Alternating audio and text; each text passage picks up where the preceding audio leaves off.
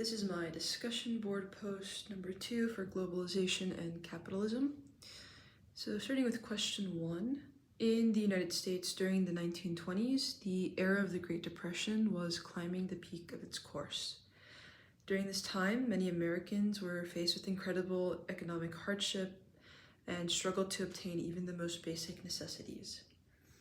In order to counter this, FDR came into the picture and introduced several reforms, policies, and programs that lifted the burden of the American people by allowing the government to become more involved, and it worked. It brought relief and rebounded the economy to an even better position by the 1930s. During this time, war product manufacturing contributed to this economic boom. The reforms introduced by the New Deal included Social Security and welfare programs which effectively helped many white Americans get back on their feet after the Great Depression. For question 2, Friedrich von Hayek was an Austrian economist that was heavily opposed to the ideology and reforms introduced by FDR. Hayek's main view on the economy was that the market would fix itself without the help of government stimuli. He believed that if the government intervened, the people would eventually normalize the idea of socialism, which in his view infringed on the core principles of liberty and freedom. In light of this aversion to FDR's policies, Hayek brought together scholars from all over the world to meet and discuss the economic ins and outs to better society. This meeting soon became an organization known as Mont Pelerin Society. The scholars in the society all believed that the economy state should be approached with minimal intervention by the government and that the free market had the ability to self-regulate. After World War II, the society became more relevant as the boom of the New Deal began to dwindle. Many Americans, such as Milton Friedman, developed the economic ideas of Hayek because they noticed that the involvement of the government was getting in the way of classical liberalism and that rising inflation and unemployment were starting to take an upward trend. The society heavily opposed socialism for the mere fact that socialism in principle violates the rights of a person to freedom and liberty. These factors cannot exist without a higher order like a federal government taking charge and making decisions for the people.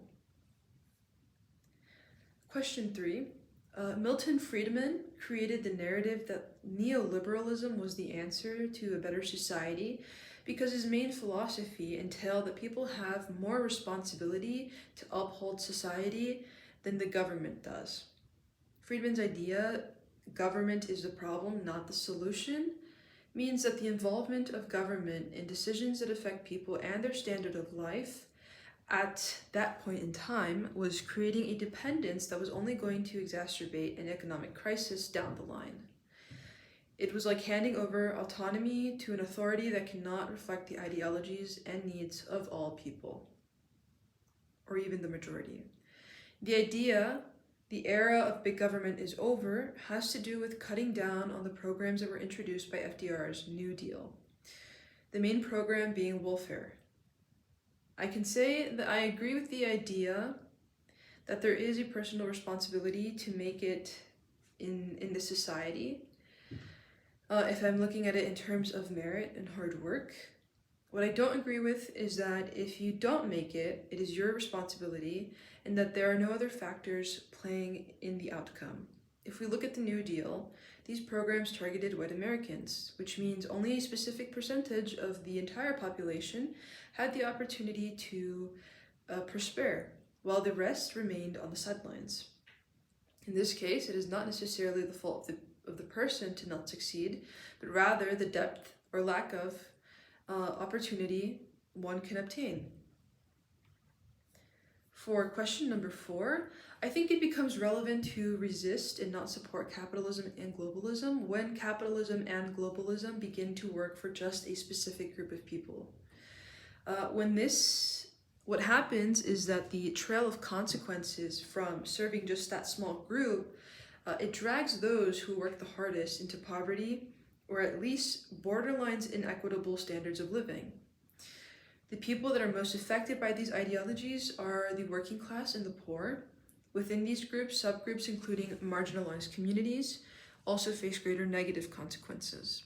These groups have become affected as a result of automation, outsourcing, and a lack of regulation that prioritizes the majority of people do well and not just a select few. For question number 5, the internet has played a very important role in resisting capitalism. According to DeFlippis, it has been brought forth an immense awareness of how the system works, for better or for worse, and in some cases the evidence available can be obtained through an objective lens that brings clarity to the inconsistencies and lack of equality. So one example of this was the Standing Rock protest against the Dakota Access Pipeline. This allowed for global attention and awareness of a local indigenous community that depends on their environment for survival. Another example of this would be the Take Back the Land organization, which is a grassroots community. Here, the internet was used as a tool to optimize organization and reach a larger group of people in need.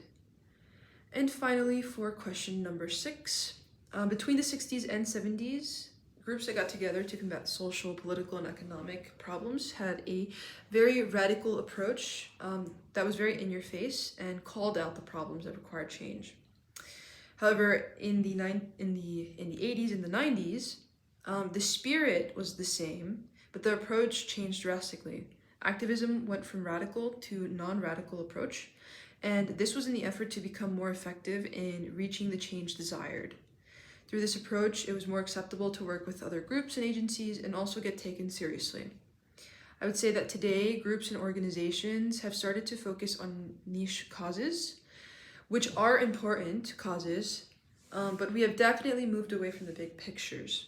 So in my opinion, although the niche causes are very significant, it makes it more difficult to accomplish one big impactful change that would then catalyze the other changes we want to see.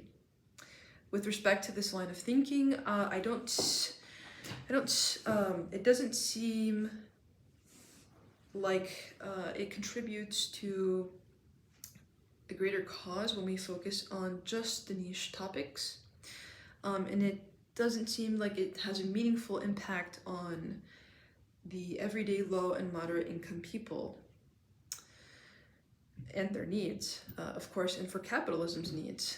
Right now, there is one example I can give is the current approach to immigration and immigrants in the United States. So right now, there's such a deep focus on expanding the Department of Immigration and Customs Enforcement to capture people. But this is not solving the root issue that most likely stems from how we are behaving economically, politically, and socially as a country, and how we're interacting with other countries on the basis of that. So it's not a zoomed out approach. So we're focusing on the very, very small detail from a very big, big picture. And as of now, it has only widened the division and lack of solution.